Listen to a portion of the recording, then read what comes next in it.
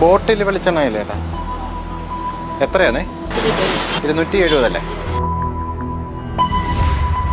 വെളിച്ചെണ്ണയ്ക്ക് തൊട്ടാൽ പൊള്ളുന്ന വിലയാണ്. എവിടെ ചോദിച്ചാലും ലിറ്ററിന് 450 രൂപയ്ക്ക് മുകളിലാണ്. ആ സമയത്താണ് ഞാനിത് വാങ്ങിയത് വെറും 270 രൂപയ്ക്ക്. ഇത്രയും വില കുറച്ച് വിൽക്കുന്നതിൽ സ്വാഭാവികമായിട്ടും ഒരു ചതിയുണ്ടാകും. ആ ചതി ഈ കുറഞ്ഞ വെളിച്ചെണ്ണ എവിടെ നിന്ന് വരുന്നു എന്ന വഴി അന്വേഷിച്ചാണ് നമ്മൾ ഇറങ്ങുന്നത്.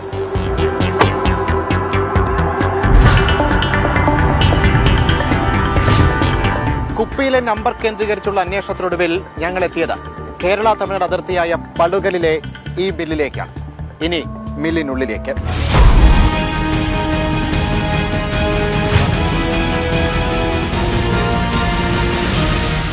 വെളിച്ചെണ്ണ വാങ്ങാനെത്തുന്ന തട്ടുകടക്ക ആ വേഷത്തിലാണ് ഞങ്ങൾ മില്ലിലെത്തിയത്.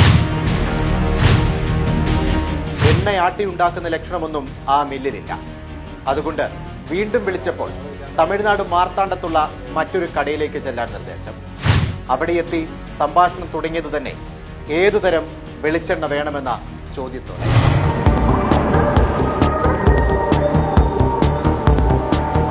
നമുക്കിപ്പോൾ എത്ര ക്വാളിറ്റിയാണ്? ഫസ്റ്റ് ക്വാളിറ്റി എത്രയാ? 420.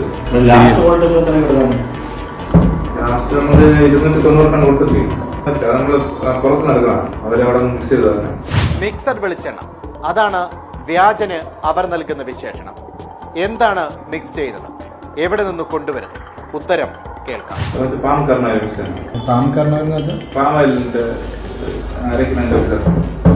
സെപ്പറേറ്റ് പോവും. ഇത് അതിൻ്റെ അകത്തിരിക്കുന്നു പരിപ്പ്.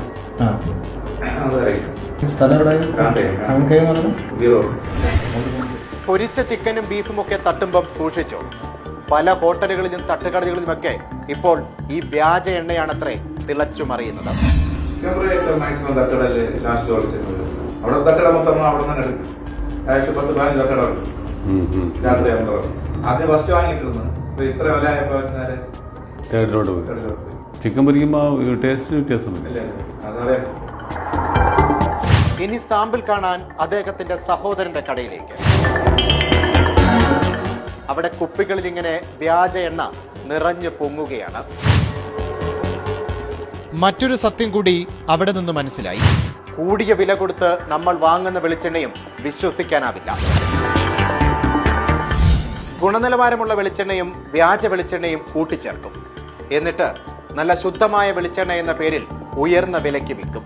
ഇവിടെ ഇഷ്ടംപോലെ അങ്ങനെ ചെയ്യണോ, ലൂസ് വാങ്ങിക്കൊണ്ട് അങ്ങനെ ചെയ്യുന്നവരുണ്ട്. എന്നിട്ട് അവർ ഇതിനെ ബോട്ടിലാക്കും. എന്നിട്ട് അവർ ഫസ്റ്റ് ക്വാളിറ്റി നമുക്ക് കൊടുക്കും. മനസ്സിലായോ? അപ്പൊ എണ്ണയ്ക്ക് നിറവും വ്യത്യാസമുണ്ട്. മഞ്ഞ നിറം കുറച്ച് മാറും. സാമ്പിൾ വാങ്ങി മണത്ത് നോക്കി ഞങ്ങൾക്ക് അവസാനമായി ഒരു ഉപദേശം കൂടി തന്നു. അബദ്ധത്തിൽ പോലും തലയിൽ തേക്കരുത്, മുടി കാണില്ല. ചിലവരൊക്കെ ആദ്യമായിട്ടൊക്കെ വന്ന് വാങ്ങിച്ച് ഈ തലയിലൊക്കെ പുരട്ടി മുടിയൊക്കെ കൊണ്ടിടുന്നത്. ഇതാണ് ഞങ്ങൾക്ക് കിട്ടിയ സാമ്പിൾ. ഇത് 1-ാം തരം, ഇത് 2-ാം തരം, ഇത് 3-ാം തരം അഥവാ വെറും ചാത്തൻ. ഇതൊന്ന് നോക്കിയാൽ അല്ലെങ്കിൽ മണത്ത് നോക്കിയാൽ ആർക്കും മനസ്സിലാകും വെറും വ്യാജനാണ്. എന്നിട്ടും ഇതുണ്ടാക്കുന്നവരോട്, വിൽക്കുന്നവർ ഈ നാടിനോട് ചെയ്യുന്നത് കൊടിയ പാപമാണ്. അവരോടല്ല, അത് തടയാൻ ബാധ്യസ്ഥരായ സർക്കാരിനോടാണ് ചോദ്യം. നിങ്ങൾ എന്ത് ചെയ്യുകയാണ്?